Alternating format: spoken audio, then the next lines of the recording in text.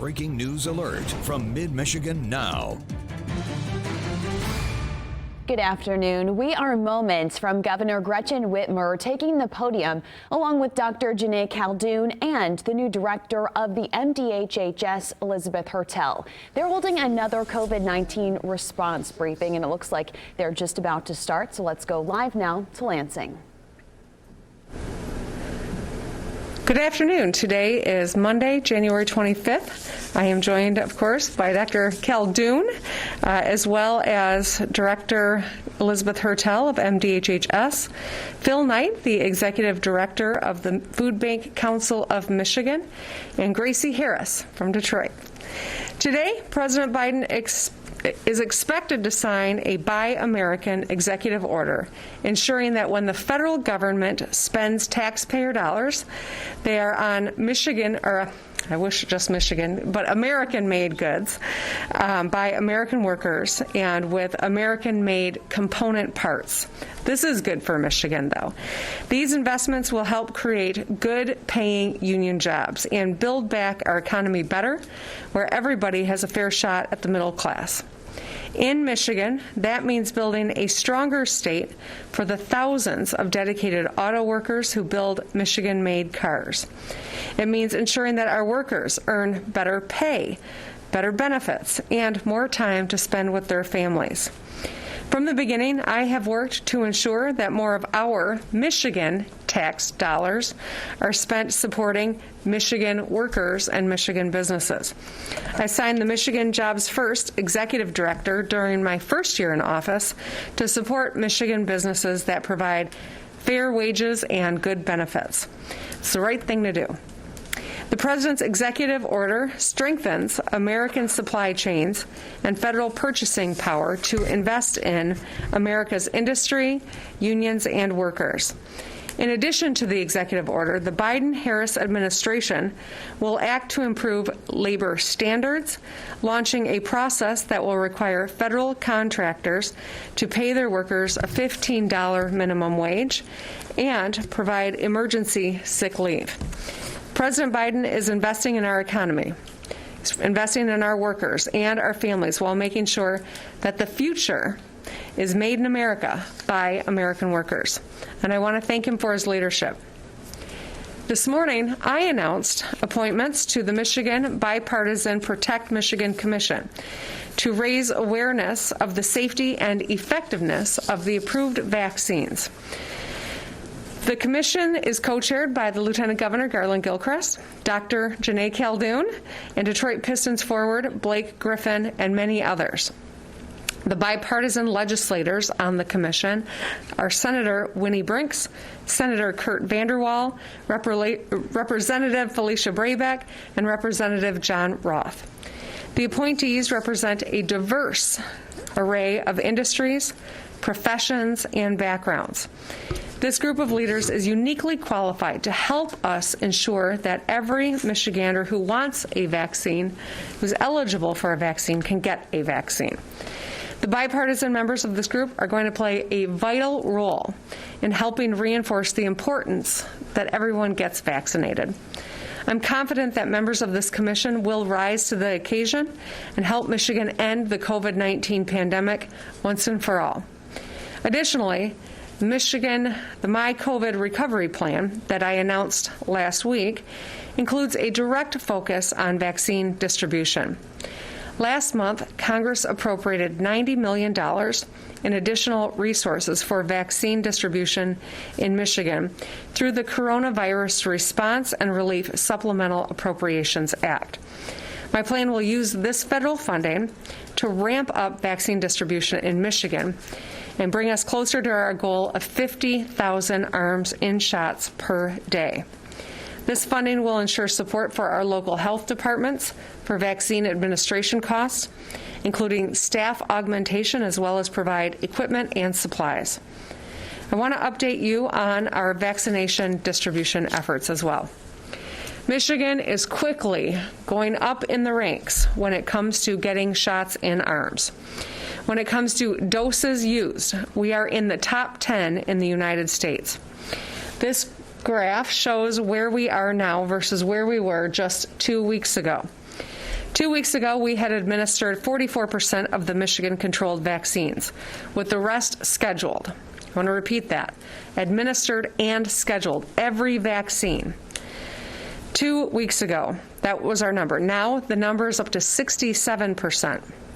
This is good news, and I am proud, as we all should be, of the progress that we've made. I know that people are anxious and ready to get the vaccine, and frankly, that is a good thing. But the fact of the matter is, we don't yet have the kind of supply that we need. Yet.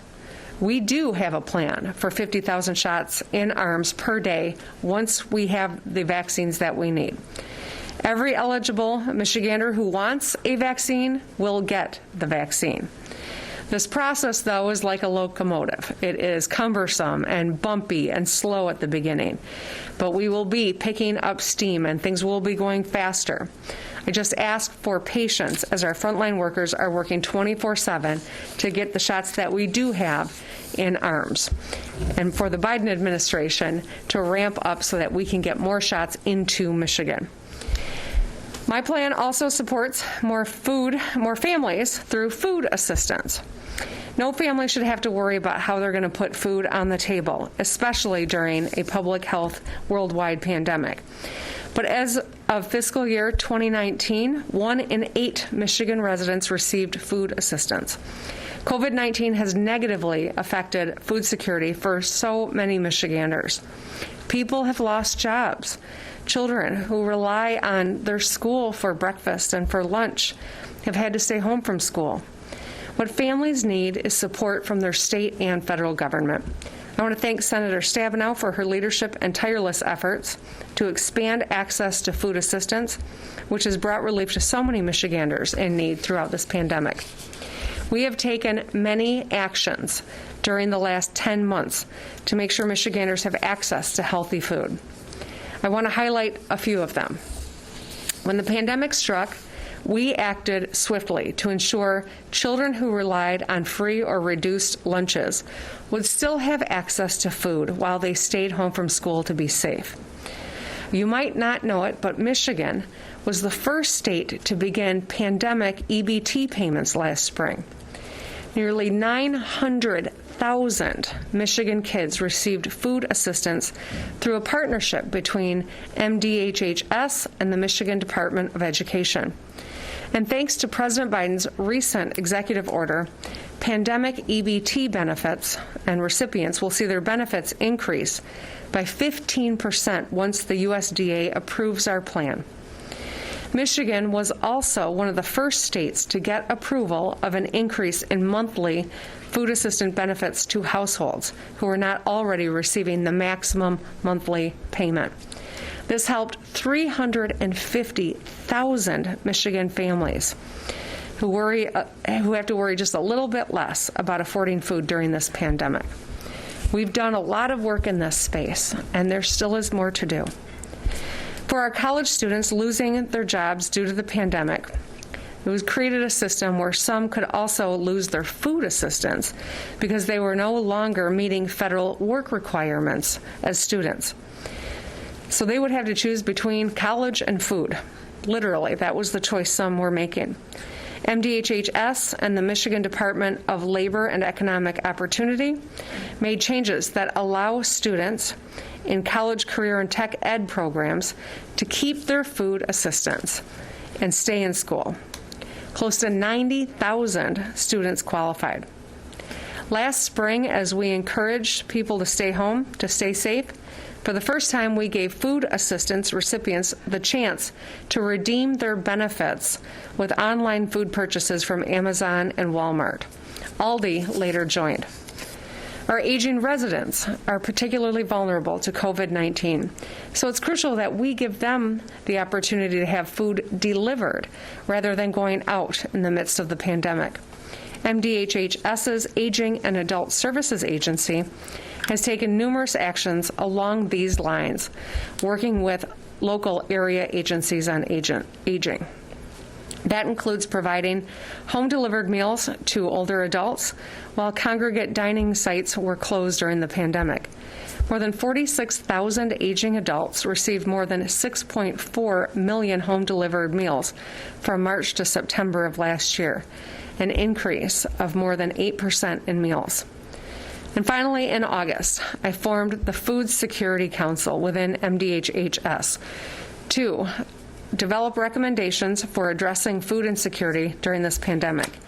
And they've made recommendations that are already being acted upon. So there is light at the end of this tunnel. However, we are still in the tunnel. Thousands of families still need support, and every one of us needs to continue taking this seriously and doing our part. That's why it's crucial that the legislature join forces with me to pass the My COVID Recovery Plan. My plan will ramp up vaccine distribution, support small businesses, and get our students and educators back on track. I can't do it alone. I need the legislature to work with me. We've come together to pass a relief package before, and we can do it again. I look forward to working with my partners on both sides of the aisle to get it done. Now I'll introduce Dr. J.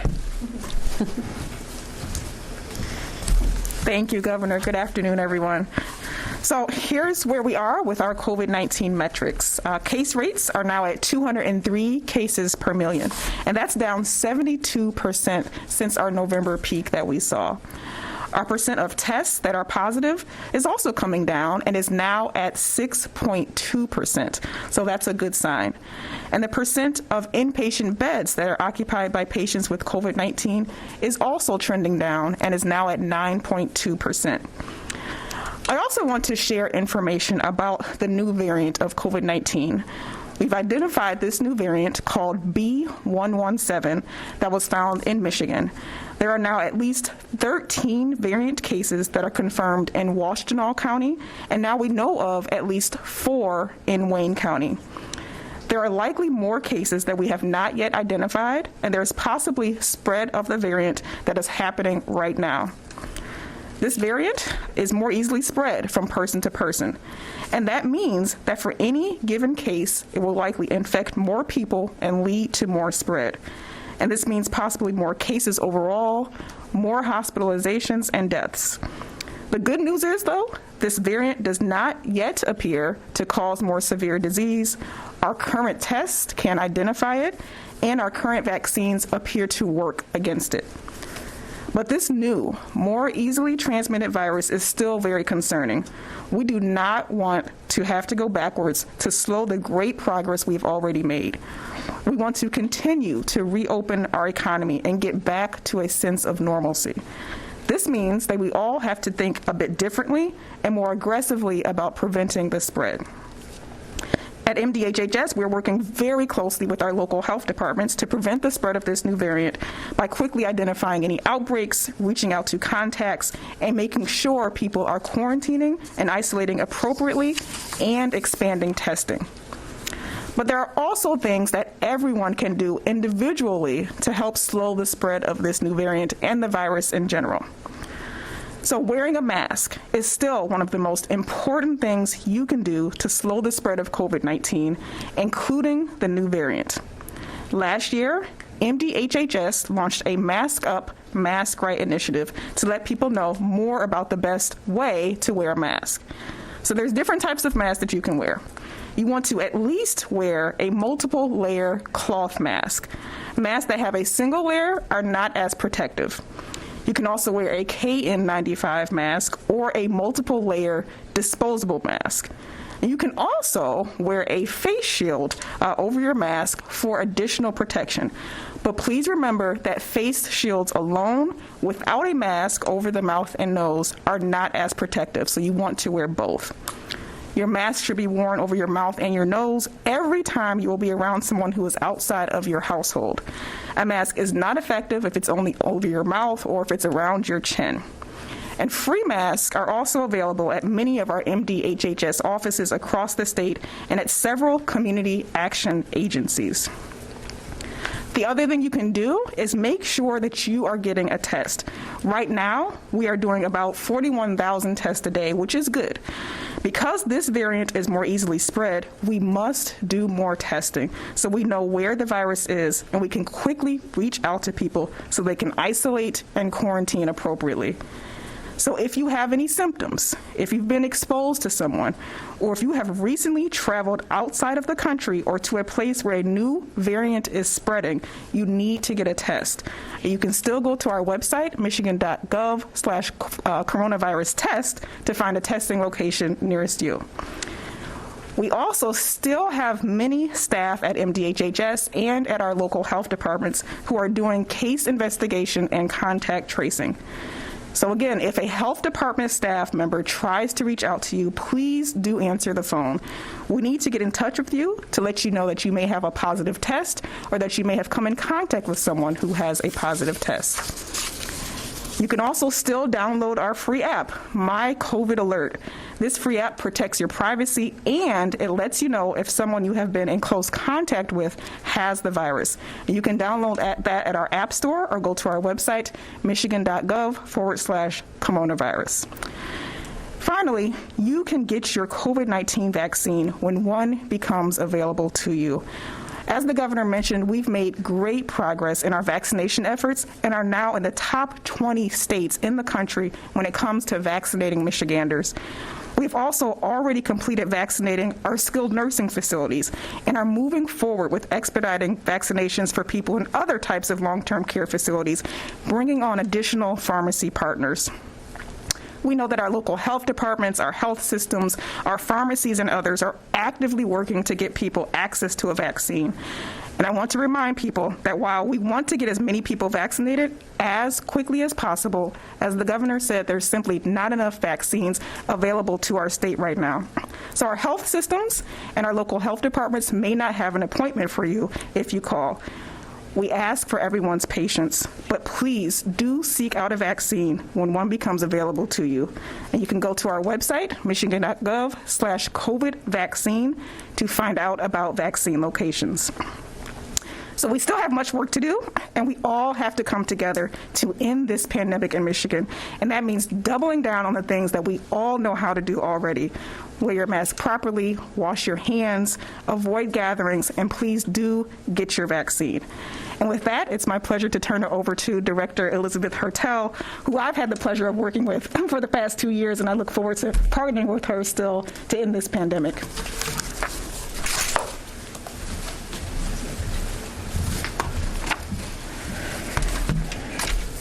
I am honored to be here for the first time as the Director of the Michigan Department of Health and Human Services, and I would like to thank Governor Whitmer for trusting me to lead this department that I feel so privileged to be a part of.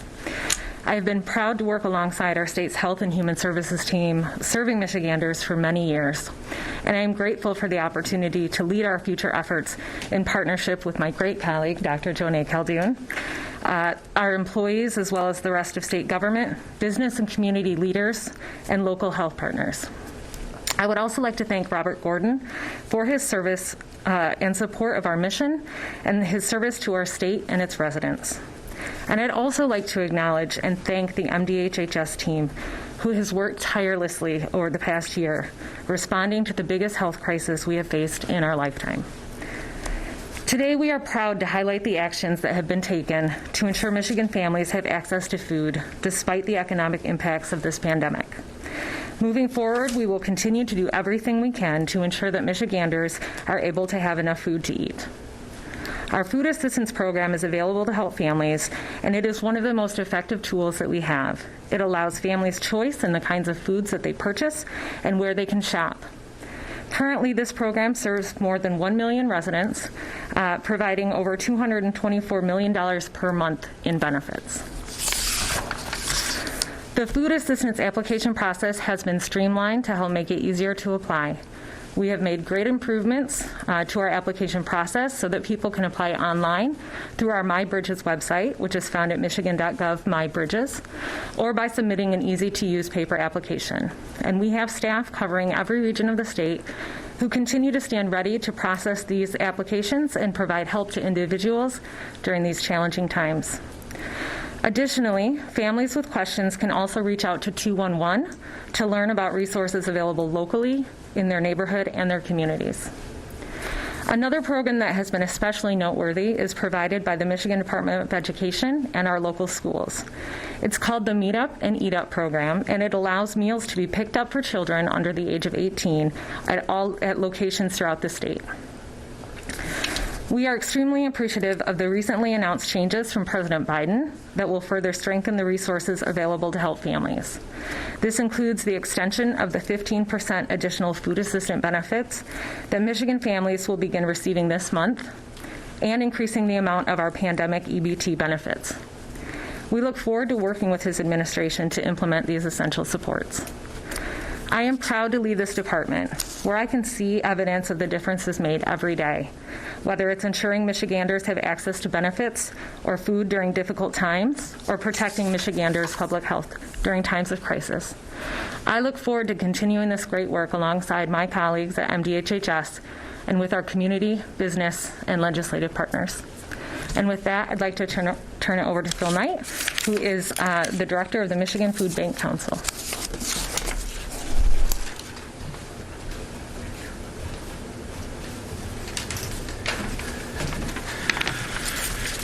Good afternoon. It's a joy to be here with you. The toxic stress of being food insecure does not confine itself to the beginning and the end of a pandemic, but it does make living inside the worst public health crisis in a century far more difficult. Because in a pandemic, or whether you're in or you're not, if you're hungry, you only have one problem.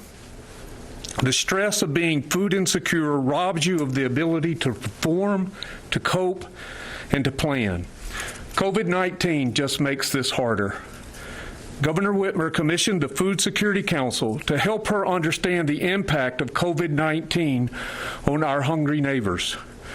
The FSC has learned during these months the pandemic that collaboration across sectors is how we can finally take hunger off the table. For example, the members of the Food Bank Council of Michigan have safely increased their distribution of emergency food by 50% to meet more than a 50% increase in need. This would not have been possible without the Michigan National Guard working right alongside of us. This type of collaboration can happen inside or outside the pandemic with health care, education, as well as other social service programs. But it takes more, and that is why the executive action by the President is perfectly timed. The temporary 15% increase in SNAP will help the most vulnerable among us. It will also serve as a catalyst as the economy re-engages, and hopefully take just a little bit of stress and pressure off our charitable network. The Food Bank Council of Michigan and the Food Security Council believe food security is one of the issues that can unite us. Hunger isn't partisan. It isn't even bipartisan. It's nonpartisan. We know this because we can all agree that two words that should never go together is child and hunger. I'm thankful for this executive action regarding basic needs, and I'm thankful to you, Governor, for remembering our hungry neighbors and investing in them too. Thank you.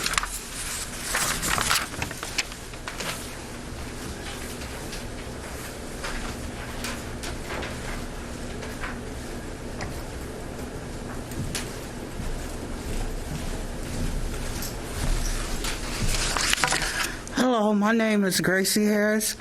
I'm so grateful for the extra food benefits that I received during this pandemic. I am a senior on fixed income, and I was concerned how I was going to keep food on my table.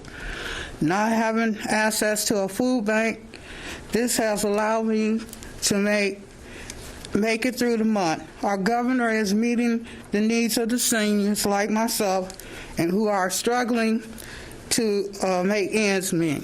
Thank you, Governor. Thank you.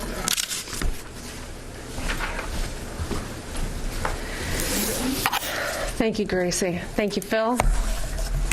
All right, with that, happy to open up for a few questions. Okay, great. The first question will come from Kathy Gray. Good afternoon, Governor. On Friday, Director Gordon resigned pretty abruptly. I'm wondering if you can provide any more specifics and if you asked for his resignation. Kathy, I want to start by just saying, I want to thank Robert Gordon, and Director Hertel did as well. To lead this department in unimaginable circumstances, it has been grueling. And on behalf of all the people of Michigan, I want to thank him for his service to our state. He worked hard to protect our public health, and the food assistance that we talked about here today was one of Robert's ideas. This is a moment where we now are fortunate that there is another incredibly qualified person at the department who is able to step into this leadership role, and I welcome Elizabeth Hertel as our new director. We have much work to do. Much lies ahead of us, but because of the hard work of Robert Gordon these past 2 years and where Elizabeth is ready to take us, I am confident that we will continue to be a leader in this space. Okay, we'll go to Jacob with Mars. Hey, Governor. Following up on that, can you describe the relationship you had with Robert Gordon? And then number two, I was wondering if there's any way you can set a date certain for contact sports to resume. Thank you. For you. I don't think I have anything to add with regard to my comments about the former director. I've shared with you that I wish him well. I'm grateful for his leadership, and we've got a wonderful new director at the department. So we're going to continue to forge ahead here. With regard to contact sports, we're watching the numbers very closely. I think it's important to point out that, as Dr. Khaldun talked about the variant and the seriousness and the high contagious, aspect to this variant, that it's important that we keep watching the numbers. I mean, I understand the concern that parents and athletes have and their desire to reengage, but I'll also point to some events that just happened in the last couple of days with seeing this variant growing in and around Washtenaw County and around the University of Michigan campus. I want to commend the University of Michigan for taking the actions that they did. We think that those are the right steps to keep people safe, and our job is to try to curtail the spread of this new variant in Michigan, and we got to not let our guard down. We've reengaged restaurants to a certain extent. That will increase the amount of people that are out and about, and I think it's important that we stay very focused on where the numbers are before we take additional steps. Hey, Governor, the next question will come from Dave with the Free Press.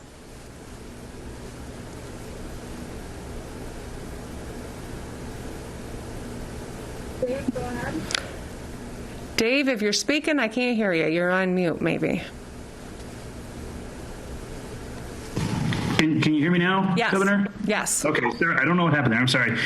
We've talked a lot about vaccine distribution administration. Can you provide an update on how many providers are hitting that 100% administered goal within 7 days, and what exactly those providers are doing in order to, close, kind of shorten that gap? Sure, Dave. I'm going to hand that over to Dr. J. Yeah, that's a great question. There's no question that the reason why we're seeing the improvements we are is because of the work of our hospitals and our local health departments. I think it's just really a matter of logistics, and people are scheduling appropriately. We're getting more vaccines in arms. They're figuring out how to do this most massive vaccination effort ever.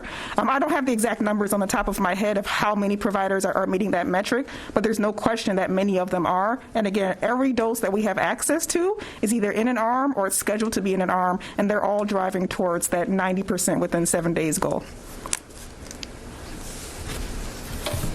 A few more questions. We'll go to Rick Alvin at this time. Thank you, Governor, for taking this question. I apologize because you said you had nothing more to say about it, but I think some of us are still wondering the answer to Kathy's question. Did you ask for Director Gordon's resignation, and was this expected at all?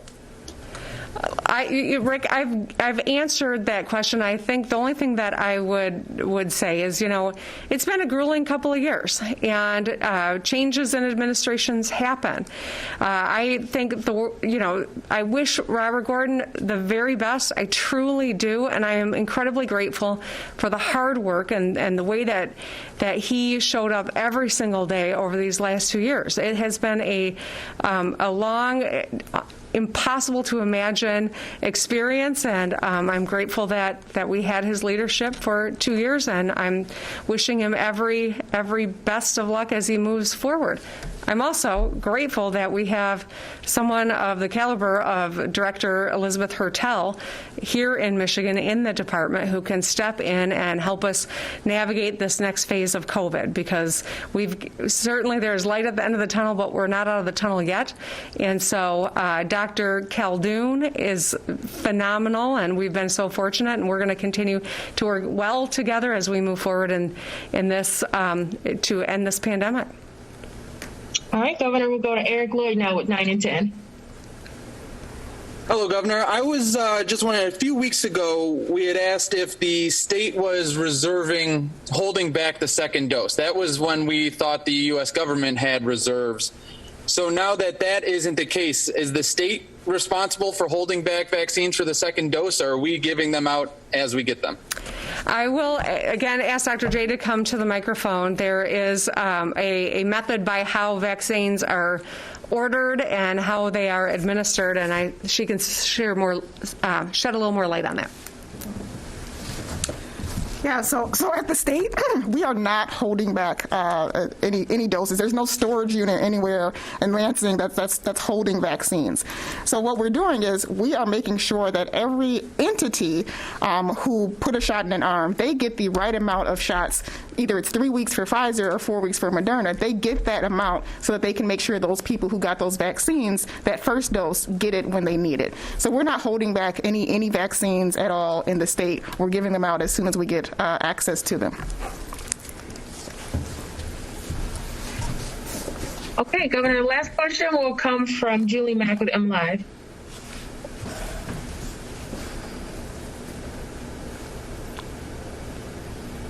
If you're speaking, you might be on mute.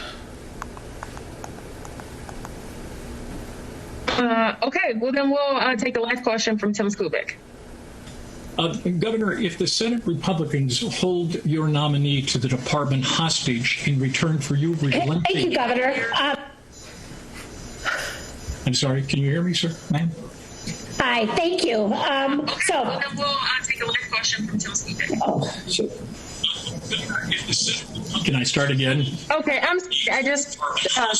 so what we'll do is we'll go to Julie Mack, and then Tim will end with you. So Julie, go ahead with your question.